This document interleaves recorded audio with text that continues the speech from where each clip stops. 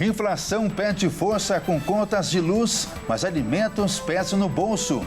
E você vai ver também.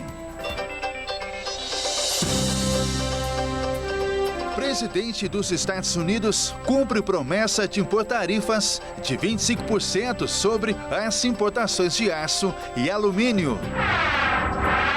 Decreto de Donald Trump congela a parceria com o Brasil no combate a incêndios florestais. Justiça intima a Enel a pagar uma multa de 13 milhões de reais aplicada pelo Procon. E ainda, nova tecnologia robótica pode acelerar o diagnóstico de câncer de pulmão. Tudo isso você confere a partir de agora, no Jornal das 18h30.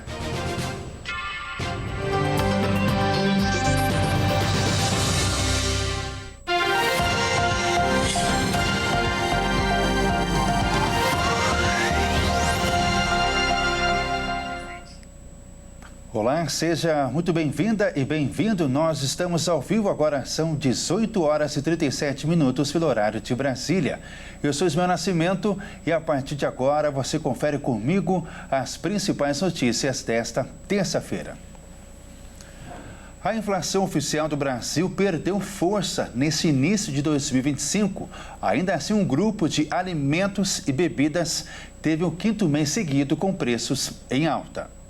Em janeiro de 2025, o IPCA registrou uma alta de 0,16%, representando uma desaceleração em relação aos 0,52% observados em dezembro de 2024. Este foi o menor índice para o mês de janeiro desde o início do Plano Real, em 1994. No acumulado dos últimos 12 meses, a inflação atingiu 4,56%, abaixo dos 4,83% registrados no período anterior. A desaceleração do IPCA em janeiro foi influenciada principalmente pela queda nos preços da energia elétrica residencial, decorrente da incorporação do bônus de Itaipu nas faturas emitidas no mês. Por outro lado, o grupo Alimentação e Bebidas apresentou alta de 0,96% em janeiro, marcando o quinto aumento consecutivo. Itens como cenoura, tomate e café moído foram os principais responsáveis por essa elevação. Em contrapartida, produtos como batata inglesa e leite longa-vida registraram queda nos preços. O IPCA afeta diretamente a vida dos brasileiros, pois indica a variação dos preços de bens e serviços essenciais. Quando o IPCA está elevado, o poder de compra da população diminui, já que os salários podem não acompanhar o ritmo de aumento dos preços. Além disso, o IPCA serve como referência para o Banco Central na definição da taxa básica de juros, influenciando o custo do crédito e o rendimento de investimentos.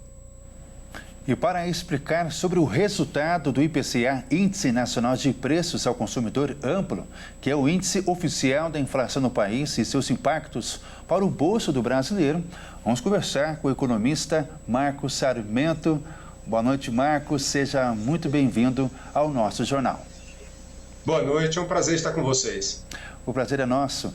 E para iniciar essa conversa, explica, por favor, o que é o IPCA, Índice Nacional de Preços ao Consumidor Amplo. Olha, existem vários índices de inflação no Brasil, que vai medir qual é a variação de um conjunto de produtos, a variação de preço de um conjunto de produtos de um mês para o outro. Existem vários índices. Agora, o índice oficial é o IPCA, que é medido pelo IBGE, que é um órgão do governo. A partir do índice oficial, que é o IPCA, é que o Banco Central, principalmente entre outras instituições, bancos e assim por diante, tomam as suas decisões com relação a uma série de atributos que vai afetar a vida dos brasileiros, como, por exemplo, a taxa básica de juros. Então, o IPCA é a taxa oficial do Brasil, aquela que diz para todos, olha, a inflação do Brasil foi tantos por cento. Nesse caso, em janeiro, nós tivemos essa boa notícia de 0,16%. Isso é muito importante porque a inflação desacelera e registra a menor taxa para janeiro desde 1994, em 0,16%. Quais são os impactos para o bolso do consumidor? Muita gente quer saber sobre isso. Tem que tomar muito cuidado, porque isso não significa que os preços estão caindo, né? É que o aumento dos preços está menor, está bem menor. Na verdade, é até natural que ao longo do tempo os preços, né, dos itens, seja alimentos, outros produtos, transporte, serviços, aumentem. É normal. Agora, o ideal é que aumentem muito pouco, mês a mês. É isso que está mostrando, então, o mês de janeiro. O impacto principal é esse, é que esse aumento foi bem menor para o mês de janeiro de toda a série histórica. E o que reflete em relação à conta de luz, que também foi muito comentado no dia de hoje? De fato, houve, né, um aumento maior na energia, aliás, no setor habitação como um todo, que envolve os preços de outros elementos também. E isso principalmente, a conta de luz é o que se chama de preço administrado, quer dizer, existe a mão do governo na conta de luz. Isso para subsidiar, por exemplo, termoelétricas, distribuidoras de energia, transmissão de energia elétrica. Então, existem vários elementos que acabam fazendo com que a conta de luz possa aumentar. E da mesma forma também a disponibilidade de energia elétrica de acordo com os reservatórios, regime de chuva. Então é natural que aconteça eventualmente, vamos dizer assim, um aumento. É possível que no futuro seja reduzido. E, meu caro Marcos, o preço dos alimentos mantém a trajetória de alta, como a cenoura, o tomate e o importante café? Da mesma forma, os alimentos também sofrem uma variação maior, porque depende muito do clima, dos regimes de chuva, seca, distribuição, então tem vários aspectos. Também o mercado internacional, então se o preço dos alimentos no mercado internacional estiver subindo, isso acaba pressionando também os preços internamente, mas de qualquer modo, nos próximos meses, isso pode sempre virar, inclusive, não apenas diminuindo ainda mais o ritmo de aumento no preço dos alimentos, como talvez até reduzindo o preço dos alimentos. A gente já está acostumado, a gente que vai ao supermercado e à feira, eventualmente a gente compra o tomate num preço e no mês seguinte o preço está bem menor, né? A gente sabe como funciona. Ah, com certeza, especialmente dona de casa. Conversamos com o economista Marcos Sarmento. Muito obrigado por sua participação, por explicar sobre a importância desse tema que reflete diretamente a vida de cada um de nós. Muito obrigado. Eu que agradeço. Um prazer.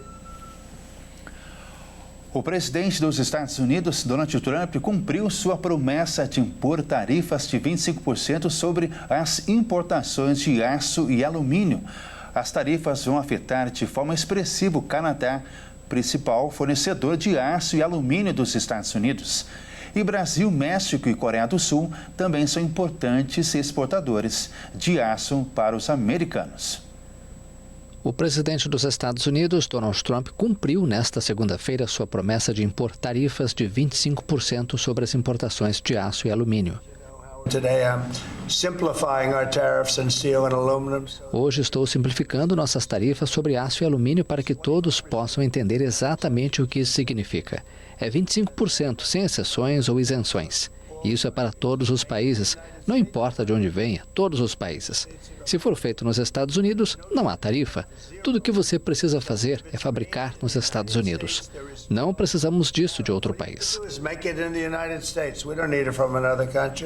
O republicano acrescentou que consideraria a imposição de tarifas adicionais sobre automóveis, produtos farmacêuticos e chips de computador. As tarifas vão afetar bastante o Canadá, principal fornecedor de aço e alumínio dos Estados Unidos. Brasil, México e Coreia do Sul também são importantes exportadores de aço para os americanos. A Federação de Aço no Reino Unido acredita que a medida vai desferir um golpe devastador para um setor que já está em declínio. A decisão também pode prejudicar diversos setores nos Estados Unidos. O aço e o alumínio são matérias-primas cruciais para a indústria americana, advertiu Maurice Obstfeld, especialista do Peterson Institute for International Economics. Um decreto do presidente dos Estados Unidos, Donald Trump, congelou uma parceria que treinava brigadistas brasileiros para combater incêndios florestais. O acordo existia desde 2021 e treinou mais de 3.000 brigadistas para manejo florestal e prevenção do fogo. O decreto de Trump, que suspendeu toda a ajuda externa americana, também interrompeu uma parceria Estados Unidos-Brasil, financiada pela USAID para combate a incêndios florestais. No dia 20 de janeiro, o republicano determinou que fossem suspensos, por 90 dias, todos os projetos que destinavam recursos para países estrangeiros. A justificativa foi a de que a ajuda externa dos Estados Unidos serviria para desestabilizar a paz mundial ao promover ideias contrárias a relações estáveis e harmoniosas internas e entre as nações. Entre os projetos afetados pelo decreto está o Programa de Manejo Florestal e Prevenção de Incêndios no Brasil, que era executado pelo Serviço Florestal dos Estados Unidos desde 2021, em parceria com o Instituto Brasileiro de Meio Ambiente, o IBAMA e outros órgãos do país. O programa formava brigadistas e oferecia capacitação técnica para profissionais que já atuavam na linha de frente do combate aos incêndios florestais. Foram realizados mais de 50 cursos e treinamentos em parceria com órgãos como o IBAMA e a FUNAI, e mais de 3.000 pessoas foram treinadas, principalmente mulheres indígenas, que passaram a atuar como brigadistas em seus territórios. E veja a seguir, Justiça intima a Enel a pagar uma multa de 13 milhões de reais aplicada pelo PROCON. E ainda, nova tecnologia robótica pode acelerar o diagnóstico de câncer de pulmão. Nós voltamos já.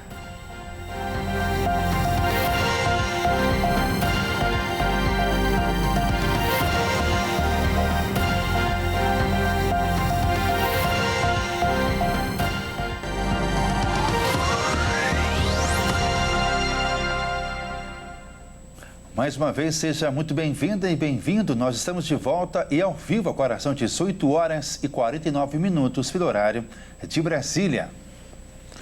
O cessar-fogo entre Israel e Hamas em Gaza está por um fio, depois que o movimento islamista palestino advertiu nesta terça-feira que as ameaças do presidente dos Estados Unidos, Donald Trump, complicam ainda mais as coisas para a trégua no território. O primeiro-ministro israelense Benjamin Netanyahu ameaçou nesta terça-feira o Hamas combates intensos na faixa de Gaza se o grupo não libertar os reféns até sábado. À luz do anúncio do Hamas de sua decisão de violar o acordo e não libertar nossos reféns, instruiu o exército ontem à noite a reunir forças dentro e ao redor da faixa de Gaza. Essa operação está em andamento e será concluída o mais breve possível. Em um comunicado, Netanyahu afirmou que se o Hamas não libertar os reféns até o meio-dia de sábado, o cessar-fogo terminará e o exército israelense vai retomar os combates intensos até que o Hamas seja definitivamente derrotado. Mas o primeiro-ministro não especificou se estava se referindo a todos os reféns mantidos em Gaza ou ao pequeno grupo que seria libertado no sábado como parte do acordo de cessar-fogo. Na segunda-feira, o presidente americano Donald Trump ameaçou provocar um inferno em Gaza se os reféns israelenses não forem libertados até sábado, como estabelece o acordo de trégua. O Hamas anunciou na segunda-feira o adiamento por tempo indeterminado da próxima libertação de reféns, depois de acusar Israel de violar o cessar-fogo, mediado pelo Catar, com a ajuda dos Estados Unidos e do Egito. A Justiça intimou a Enel a pagar uma multa de 13 milhões de reais aplicada pelo PROCON. A justificativa é a prestação de serviços inadequada durante os temporais. A Secretaria da Justiça e Cidadania de São Paulo intimou a distribuidora de eletricidade, a Enel, a pagar mais de 13 milhões de reais em uma multa aplicada pelo PROCON. A concessionária entrou com um recurso contra a multa, mas a Justiça negou. O motivo da intimação é a prestação de serviços inadequada e os 13 milhões se referem à penalidade aplicada à concessionária em novembro do ano de 2024. Nessa época, a Enel recebeu 3 penalizações pelo PROCON em um intervalo de 1 ano. E foi quando 3,1 milhões de clientes ficaram sem luz após os temporais. Um ano antes, em novembro de 2023, a Enel devia cerca de 104 milhões em multas que não foram pagas desde 2011. No início deste ano, o PROCON notificou a Enel pelos problemas de fornecimento de energia e, segundo o órgão, a situação é a mesma em todos os temporais e afirma que não há redução dos problemas e nem mesmo a diminuição do prazo para o retorno da energia nas residências. Uma pesquisa realizada pelo Datafolha entre os anos de 2023 e 2024 revelou que 71% dos paulistanos acreditam que a Enel é a responsável direta pelos apagões e muitos avaliam que as administrações municipais e estaduais também compartilham dessa responsabilidade. 2 brasileiros que foram vítimas de tráfico humano em Mianmar foram resgatados. Os 2 foram atraídos por uma proposta de emprego na Tailândia. Os brasileiros Lucas Viana dos Santos e Felipe Ferreira, vítimas de uma rede de tráfico humano no Sudeste Asiático, foram resgatados com a ajuda de uma ONG internacional especializada em casos do tipo. Os paulistanos foram atraídos por supostas vagas de empregos na Tailândia e perderam contato com a família. Eles ficaram em um complexo de Mianmar em condições precárias, assim como outras vítimas de tráfico humano na região. Eles foram obrigados a aplicar golpes virtuais em pessoas do mundo todo. Nesse local, os estrangeiros são vítimas de tortura envolvendo choques elétricos e agressões físicas, e ameaças de morte eram constantes. Segundo os familiares dos 2, eles conseguiram escapar do local no último sábado e foram encontrados na segunda-feira por um grupo armado de rebeldes dissidentes das Forças Armadas de Mianmar. Os brasileiros conseguiram se comunicar com os familiares da prisão, de onde ainda aguardam transferência à Tailândia com auxílio de uma organização civil internacional de combate ao tráfico humano. Foram confirmados a fuga dos brasileiros e de outros 368 estrangeiros de 21 países. Familiares aguardam a ação do Itamaraty para repatriar os brasileiros. Lucas e Felipe serão mantidos presos na Tailândia até terem acesso aos passaportes e o dinheiro para a passagem de volta ao Brasil, o que só será possível com a ajuda do Ministério das Relações Exteriores do Brasil. O Itamaraty diz que tomou conhecimento com grande satisfação da libertação dos 2, mas não informou se vai apoiar a repatriação. Uma nova tecnologia por robótica pode acelerar o diagnóstico de câncer de pulmão com a ajuda de um robô. Os resultados podem ser mais precisos e mais rápidos. A tecnologia é chamada de broncoscopia assistida por robô e ela pode apressar o diagnóstico de câncer de pulmão, aumentando as possibilidades de ser descoberto no estágio inicial e, assim, acelerar o início do tratamento e aumentar as chances de cura. O robô atua como um GPS capaz de acessar áreas difíceis de acesso do órgão de forma menos invasiva. A broncoscopia tradicional consiste na visualização do aparelho respiratório por meio de um tubo com uma câmera na ponta. O procedimento serve para diversas coisas, como detectar tumores, coletar biópsias, além de remover corpos e objetos estranhos das vias aéreas. Com o auxílio do robô, o exame vai ter uma melhora na navegação, maior estabilidade e uma maior precisão nos resultados. Além disso, a broncoscopia robótica reduz o tempo até a detecção precoce ao evitar múltiplos procedimentos, como coletar tecido para biópsia de forma mais rápida e ao possuir menor tempo de espera pelos resultados. O Jornal das 18h30 termina aqui. Você acompanha na sequência o SOS da Fé ao vivo com o pastor Jaime Amorim Campos. Eu retorno às 20 horas com o Jornal Toda Hora. Uma boa noite. Tchau.